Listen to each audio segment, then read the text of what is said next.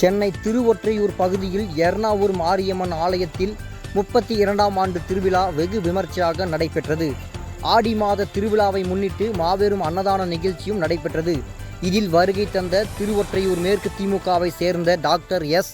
அப்பு என்கின்ற சிவராமன் அவர்களையும் நிர்வாகிகளும் உற்சாகமாக வரவேற்றனர். அம்மனை வழிபட்டு பொன்னாடை அணிவித்தும் மாலை அணிவித்தனர் மற்றும் அன்னதான நிகழ்ச்சி துவங்கி வைத்தார். ஆலய காப்பாளர் முருகன் மற்றும் ஆலய நிர்வாகி சஞ்சய் என அனைத்து நிர்வாகிகளும் கலந்து கொண்டனர். தினமடை செய்திகளுக்காக திருவொற்றையூர் செய்தியாளர் மோகனா.